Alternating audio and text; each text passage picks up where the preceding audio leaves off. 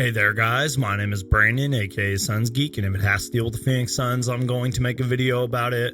That is right, guys. I don't normally do videos like this, but I wanted to make this video and give you guys my thoughts. I rarely make prediction videos, but you guys, in my opinion, ESPN and SportsCenter and really a lot of the national media, they just do not like the Phoenix Suns. I truly do believe that only a select few members from the national media know the Suns well enough to talk about them outside of the headlines, on the exception of last year when a lot of them joined the bandwagon like so many others.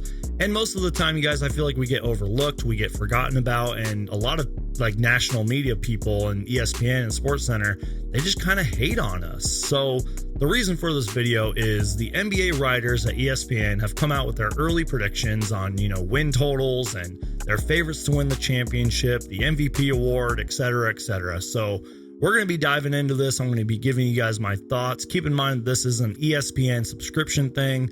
I'll leave the link down below. So if you guys are subscribed to ESPN Plus, you guys can check out all of their predictions and read this article. So let's go ahead and dive right into this. So the West win totals. Last year, the Phoenix Suns finished second in the West, 51-21 in a 72-game season due to the pandemic. So here's where it gets juicy already. ESPN's prediction has the Phoenix Suns finishing third in the West with the same amount of wins as last year, 51 wins, and they think we're going to lose 31 games in 82-game season. They think we are going to win 51 games, the same amount of wins from last year. That is ridiculous. You could argue that our bench is better than it was last year. We have an even more experienced core. Chris Paul, Devin Booker, Mikal Bridges, Jay Crowder, DeAndre Ayton, plus the Cams, and a little bit more coming back. This isn't like last year where there was barely any training camp and the Phoenix Suns were kind of struggling during the season at times, figuring out and learning how to play with each other. This is not that situation.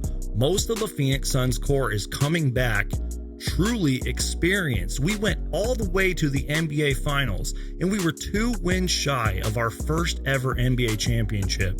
And they think we're going to win 51 games? You couldn't even give us 53 or 54 wins with 10 extra games to go?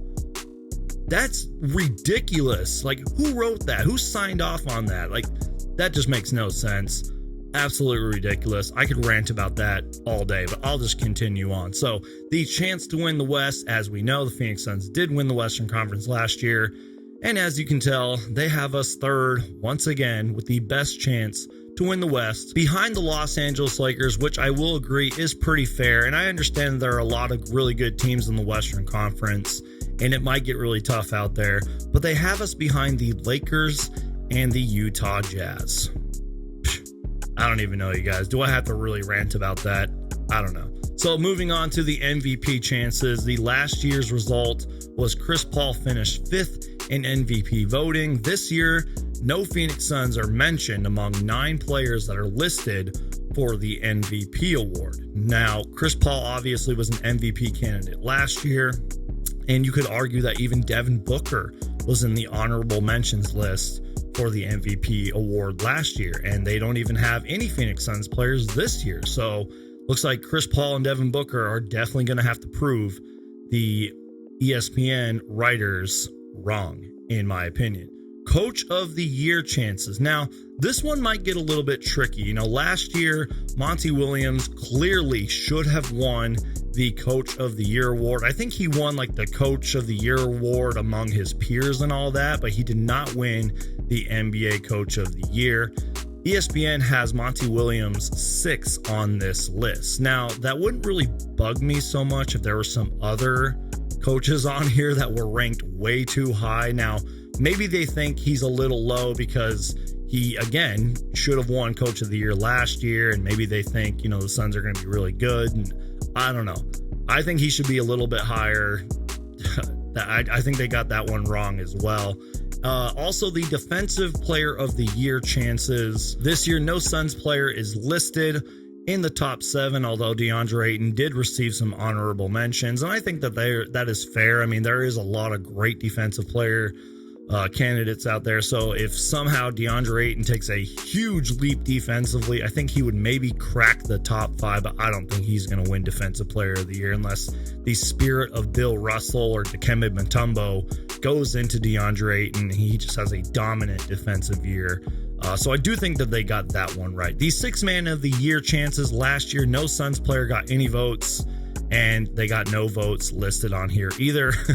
Which is a little bit crazy because we have the Cams, Cam Payne and Cam Johnson. I mean, you didn't even throw them in your honorable mentions list. I mean, Cam Payne was fantastic during the NBA playoffs and even a little bit in the NBA finals. And he's going to have a great year this year coming off of a brand new contract. And they didn't even put him in the honorable mentions list. I don't even know, you guys. And the final thing on this list is the most improved Player of the Year chances. Last year, Mikal Bridges actually got the 8th most votes.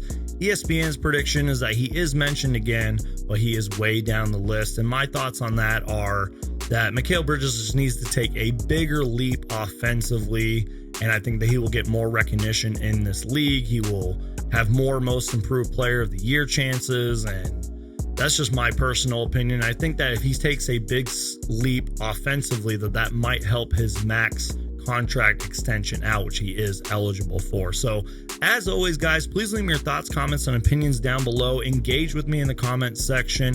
What are your Phoenix Suns predictions? What are your NBA predictions, especially on this list? Did ESPN get it right? Are they wrong? Are they hating on us? Are they overlooking us? Let me know your thoughts, comments, and opinions down below. Make sure to Hulk smash that like button and please subscribe. Thank you guys so much for watching, and I'll see you guys next time.